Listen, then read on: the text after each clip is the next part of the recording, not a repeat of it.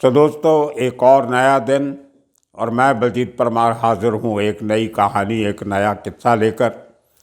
आज मैं आपको सुनाऊंगा वो किस्सा जिसके बारे में आपने कुछ सुना होगा। बहुत साल पुरानी बात है। गुटखा किंग हुआ करते थे दो, रसिक लाल धालीवाल और जगदीश जोशी। ये दोनों पार्टनर थे उस गुटखा कंपनी में जिसका नाम आपने बहुत सुना होगा, मानिक चंद गुटखा। हिंदुस्तान नहीं बल्कि हिंदुस्तान के साथ साथ एशियन कंट्रीज़ और गल्फ में वो जो गुटखा के पाउच आते थे छोटे छोटे, कुछ तंबाकू किस्म का, जिसको माउथ फ्रेशनर कह के जो लोग बेचा करते थे, उसकी हज़ारों करोड़ रुपए की सेल हर साल ये लोग करते थे। वो छोटे छोटे गुटखा के वो पाउच बेच के, वो छोटी छोटी थैली जो प्लास्टिक की बनी होती है, उसके थ्रू इन लोगों ने जो इतना बड़ा जाल बनाया, इतनी पब्लिसिटी की। और एक ज़माना था जब कोई भी फंक्शन, भले वो किसी इलेक्शन का पंडाल हो, किसी रिलीजियस फंक्शन हो, जैसे मुंबई में गणपति फेस्टिवल, नवरात्रि, माता का दरबार लगता था, या तो कोई सत्यानारायण की पूजा होनी है, जहाँ कहाँ भी मंडप लगेगा, पंडाल लगेगा, या उस तक पहुँचने का जो रास्ता डेकोरेट करते थे, उसमें मैक्सिमम 80% से ज़्यादा पंडालों में जो बोर्ड लगते थे पब्लिसिटी के, एडवर्टिजमेंट के, वो मानिक चंद मटका का लगते थे। तो वो बोर्ड जो लगते थे ऐसी जगहों पे, वो मानिक चंद मटका के लगते थे। और इतना बड़ा कारोबार इन्होंने किया कि उसकी वजह से इनकी जो पहुंच थी वो रिलीजियस लीडर से लेके राजनेताओं तक बहुत जल्दी बनी। और पूना में मुझे याद है 1980s में, 1980 के थोड़ा सा पहले, मैं एक बार किसी काम से गया तो वहाँ पे घोरपड़ी रेलवे स्टेशन है, जहाँ से आप स्टेशन से निकल के जो एक बहुत बड़ा वहाँ पे खड़गवासला एनडीए का जो स्कूल है, नेशनल डिफेंस एकेडमी का कॉलेज है, वहाँ जाने के लिए स्कूल की, उस कॉलेज की बसेस उस घोरपड़ी स्टेशन के पास से चलती थी। तो जो ऊपर से रेलवे स्टेशन से फुट ओवर ब्रिज क्रॉस करके जब आते थे हम लोग, वो मिलिट्री का ट्रक में बैठने के लिए, जब बस में बैठने के लिए, तो उस फुट ओवर ब्रिज से एक नई बनी हुई कांच का जो एक्सटीरियर, उस ज़माने में नई नई बिल्डिंग्स का, कमर्शियल बिल्डिंग का जो दीवारों की जगह पे कांच लगाया होता था, उसको ग्लास एक्सटीरियर की बिल्डिंग्स कहा जाता था, कांच की इमारत, वो एक ही जो नज़र आती थी वहाँ से, वो इस धारीवाल की बिल्डिंग थी, मानिकचंद गुटखा वाले की। और उसके बाहर जो कंपाउंड था एंट्रेंस उस बिल्डिंग की, वो किसी 5 स्टार होटल की तरह थी। बड़ी बड़ी गाड़ियाँ इनकी अपनी, कोई ऐसी गाड़ी नहीं होगी उस ज़माने में जो मार्केट में आई हो और इनके पास नहीं हो। ऑल इंटरनेशनल क्लास ब्रांड्स, ए क्लास की गाड़ियाँ, एस क्लास की गाड़ियाँ, Mercedes, range rover, Rolls Royce, कोई ऐसी गाड़ी नहीं जो इनके पास नहीं थी। तो इतना बड़ा कारोबार वो उस ज़माने में, वो 1 रुपये 2 रुपये का गुटखा का एक पाउच बेच के इन्होंने इतनी बड़ी फाइनेंशियल एम्पायर बनाई जिसका कोई जवाब नहीं था। तो इतनी बड़ी कंपनी हो तो उसके दो पार्टनर थे, एक रसिकलाल धालीवाल और दूसरा जगदीश जोशी। तो कहते हैं कि जब बिज़नेस बढ़ता है तो लड़ाई झगड़े साथ में आ जाते हैं। उसमें चलते चलते इनका 80-20 का जो पार्टनरशिप थी वो ख़त्म होती है, और उसको जो मानिकचंद जो गुटखा था, उसको छोड़ के जोशी ने अपनी नई कंपनी बनाई और अपने ब्रांड का नाम रखा गोवा गुटखा। और गोवा गुटखा भी 2-1 साल में इतना पॉपुलर हो गया कि उस आदमी ने, उसके बिजनेस ने, मेन अपनी जो कंपनी थी जिसको छोड़ के आया था, उसको बहुत बड़ी बिजनेस में टक्कर देने की शुरुआत कर दी। और जब आपका एक दुश्मन जो आपको छोड़ के जाता है वो आपके बिजनेस पे चोट पहुंचाने लगता है तो दुश्मनियां और बढ़ती हैं। तो मानिकचंद का जो मालिक था उसने जोशी को उसका 20% हिस्सा देने से इनकार कर दिया। बहाना ये लगाया कि तुमने मेरी टेक्नोलॉजी पूरी चोरी करके मेरे सिस्टम से बेस तुमने अपना नया कारखाना लगाया है, उसकी पहले मुझे रॉयल्टी कीमत दो, फिर मैं आपको आपका हिस्सा दूंगा। और वो ये बात करते करते 99 में 2 साल के अंदर इनकी दुश्मनी, पैसे का डिस्प्यूट इतना बढ़ गया कि इनको दाऊद इब्राहिम की मदद लेनी पड़ी, जो उस समय तक दुबई से शिफ्ट करके कराची पहुंच गया था। लेकिन उसका भाई जो अनीस था वो अभी तक दुबई में अपना रेसिडेंशियल कम ऑफिस चला रहा था। तो इनका एक रिश्तेदार था दाऊद कंपनी का, दाऊद फैमिली का, हमीद अंतुले, वो हैदराबाद बेस्ड था। और उसकी मदद लेके जो जोशी था, जगदीश जोशी, वो सबसे पहले अनीस के पास पहुंचता है दुबई कि देखिए ये जो रसिक लाल है वो मेरा इतने करोड़ रुपया नहीं दे रहा, तो ये मेरा किसी तरह पैसा दिलवाइए। उस ज़माने में 11 करोड़ भी बहुत बड़ी अमाउंट होती थी 1999 में। तो वो झगड़े को लेके रसिक लाल को दुबई बुलाया गया डी कंपनी के सद्दे पे। रसिक लाल वहाँ जाता है धालीवाल, और अनीस के साथ अंतुले की हाजिरी में, कुछ और लोगों की हाजिरी में मीटिंग्स होती हैं। और अल्टीमेटली उन मीटिंग में ये डिसाइड होता है कि रसिक लाल जोशी को 11 करोड़ रुपया का हर्जाना देगा और ये मैटर वहाँ पे ख़त्म हो जाएगा। उसके एवज में ये पैसा तो दोनों की होगी, इसमें दाऊद कंपनी को क्या मिला? कुछ नहीं। तो उन्होंने कहा कि क्योंकि हमने आपका समझौता करवाया है, इसलिए आप दोनों मिलके हमारे लिए एक पाकिस्तान में गुटखा का प्रोजेक्ट लगाओगे। आप हमारे लिए पाकिस्तान में एक गुटखा का प्रोजेक्ट लगाओगे।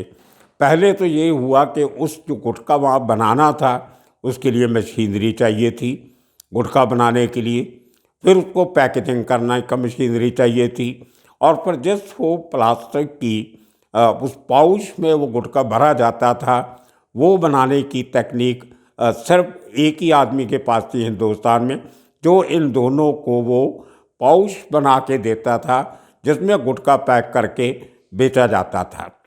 अब इन लोगों ने दोनों को मानना पड़ा क्योंकि पहुँचे थे। तो पहले तो ये रसिक लाल मान नहीं रहा था, जोशी का तो लालच था, वो दाऊद के नज़दीक आना चाहता था। तो किसी तरह करके इन दोनों को कराची बुलाने की कोशिश की गई, जिसमें रसिक लाल तो नहीं गया लेकिन जोशी कराची भी पहुंच गया। मज़ेदार बात यह है कि दुबई से इसके पासपोर्ट पे एक एग्ज़िट का ठप्पा लगता है कि ये शख्स दुबई से बाहर निकल गया है। उसी दिन शाम को वो शख्स वापस दुबई एंटर करता है, लेकिन कहाँ से आया, कहाँ गया था, कहाँ से आया, उसकी कोई एंट्री नहीं थी।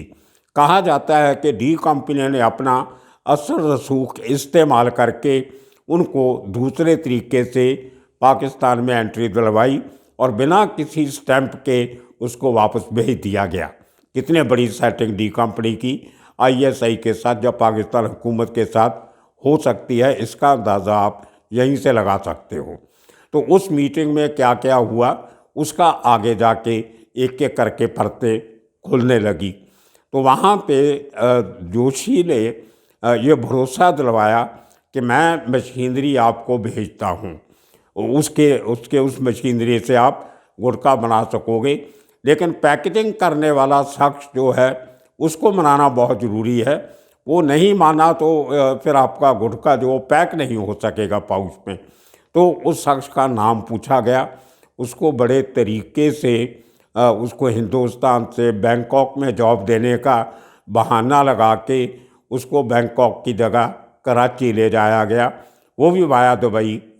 इतना बड़ा सेटिंग की गई वो एक गुटखे का धंधा शुरू करने के लिए, क्योंकि यहाँ से मशीनरी जाने में, उसको इंस्टॉल करने में काफ़ी समय लगना था। इसलिए टेम्परेरी तौर पे जोशी था, उसने फायर नाम का एक ब्रांड जो अनीस का रजिस्टर, अनीस के नाम पे, अनीस की कंपनी के नाम पे रजिस्टर हुआ था, अली अस्कर एंड कंपनी उसका नाम था, उसमें जो रजिस्टर हुआ फायर ब्रांड नेम, उसके नाम से वो गुटखा बना के रेडीमेड स्थिति में दुबई भेजा जाता था, क्योंकि हमारा पाकिस्तान के साथ कोई डायरेक्ट ट्रेड नहीं है, तो वहाँ पे जो भी सामान हिंदुस्तान से जाता है वो वाया जाता है। तो ये गुटखा पहले दुबई जाता था अली असगर एंड को कंपनी के पास, वहाँ से वो गुटखा जो था री एक्सपोर्ट किया जाता था कराची दाऊद कंपनी के पास। तो बहुत बड़ा उसका प्रचार हुआ, बहुत चलने लगा। उतने समय में, कुछ समय में वो प्लांट भी वहाँ पहुँच गया। पहले यहाँ से प्लांट भी कराची गया, उसी अली असगर की कंपनी के पास मशीनरी जो थी, तो उसके बाद मशीनरी वो भी री एक्सपोर्ट करके कराची गई। तो कराची से एक हैदराबाद सिंध, जो पाकिस्तान का सिंध प्रांत है, उसमें उसकी राजधानी है शायद हैदराबाद, और एक हमारा हैदराबाद है, उनका हैदराबाद है, उसको हैदराबाद सिंध कहते हैं। तो उस हैदराबाद सिंध में एक प्लांट लगाया जाता है गुटखा की बनाने का और पैकेजिंग करने का। वहाँ पे उस शख्स को जो मुंबई से एक तरीके से किडनैप करके लेके जाया गया होता है, उसकी मदद से वहाँ पे वो पाउच बनाने का काम शुरू करके पूरा प्लांट चालू हो जाता है। तो वो वहाँ से उसका इतना टर्नओवर हुआ कि बहुत से लोग हैरान थे कि इतनी डिमांड जो गुटखा खाने की, जिसको हम बीमारी कहते हैं, बहुत से लोग कैंसर से मर जाते हैं, फेफड़ों की बीमारी हो जाती है, इंटेस्टाइन जो हमारी है वो जाम हो जाती है, पेट की खराबी रहती है, मतलब इतनी बीमारियों की जड़ वो गुटखा एक ना छूटने वाली आदत पड़ जाती है। और वो आदत जो थी वो पाकिस्तान में बहुत बड़ी तादाद में पड़ी। तो वहाँ से वो गुटखा और भी छोटे मोटे कंट्रीज़ में जाने लगा, जहाँ से हिंदुस्तान से नहीं जा सकता था। तो कहने के मुताबिक के हज़ारों करोड़ों का टर्नओवर डी कंपनी के लिए इन दो गुटखा बैरन्स के मदद से वो कमाई होने लगी। और उसके बाद यहाँ पे इनकी आपसी जो दुश्मनी थी अंदर की, वो चलती रही। जब ये बातें खुल के बाहर आई तो जो हमारी एजेंसीज थी, मुंबई पुलिस, इंटेलिजेंस ब्यूरो और इस किस्म की agencies, ED enforcement directorate, income tax, तो इन लोगों ने अपने लेवल पे इंक्वायरीज शुरू की। और उस शुरू करते पता चला कि बहुत सारा काम इनका 2 नंबर में जाता है। प्रोडक्शन जितनी होती है उससे आधी से भी कम दिखाई जाती है। और उस प्रोडक्शन के जब आमदनी कम आती है ऑफिशियली, बाकी ब्लैक में जो ऑफिशियली आती थी, उसके लिए इनकम टैक्स को बहुत घाटा पड़ता था डिपार्टमेंट को। तो इस किस्म के बहुत सी जब डिस्क्रीट इंक्वायरी शुरू हुई, और वो जो आदमी था जिसने ये शिकायत की थी, वो बहुत 2-2.5 साल के बाद कहीं वापस आया बड़ी तरीके से। उसने आके पुलिस कंप्लेंट किया कि इस तरह मुझे ज़बरदस्ती पाकिस्तान लेके जाया गया और मेरे से इस किस्म का काम करवाया गया। तो उस शख्स की कंप्लेंट पे मुंबई पुलिस ने इंक्वायरी शुरू की। वो 2004 में केस रजिस्टर होता है और इंक्वायरी शुरू होती है। उसमें 4 लोग पकड़े जाते हैं, उनका नाम लेने की ज़रूरत नहीं है, कहानी बहुत लंबी हो जाएगी। तो 4 लोग उसमें पकड़े जाते हैं और 2 लोग उसमें जो हैं वो वांटेड दिखाए जाते हैं, जिनमें एक अनीस इब्राहिम और छोटा शकील शायद उसका भी नाम था, जहाँ को और एक आदमी होगा। तो 2 आदमी बाहर थे और 4 लोग यहाँ से अरेस्ट हुए, जिसमें धालीवाल का नाम भी था और जोशी का नाम भी था। तो ऐसे करके कुछ 8 लोगों पे केस चला। लेकिन 2-1 साल के बाद 2006 में शायद उस केस को महाराष्ट्र गवर्नमेंट ने सीबीआई को हैंड ओवर कर दिया, क्योंकि केस के इंटरनेशनल रेमिफिकेशन थे। हिंदुस्तान, कराची, दुबई, बैंकॉक, इस किस्म के देशों से इंक्वायरी की ज़रूरत थी, इसलिए जो केस था वो सीबीआई को हैंड ओवर किया गया।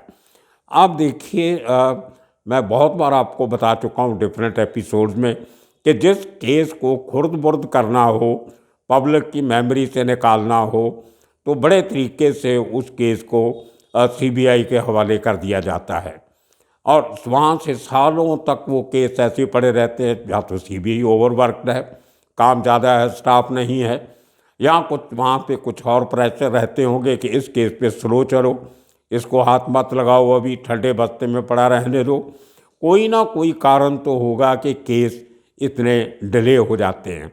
हालांकि सीबीआई के लिए स्पेशल कोर्ट्स हैं जो सिर्फ सीबीआई के केसेस ही देखती हैं, तो स्पेशल कोर्ट्स होने के बावजूद भी इतने साल क्यों लगते हैं, ये कभी आज तक मुझे तो समझ में नहीं आया।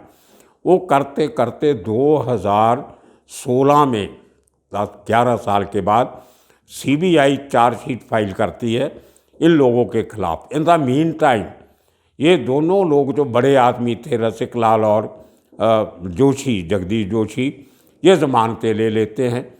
अब जब एक बार आपको ज़मानत मिल गई तो इंटरोगेशन का मतलब भी नहीं रह सकता, आपकी जो कस्टोडियल इंटरोगेशन है वो तो हो नहीं सकती।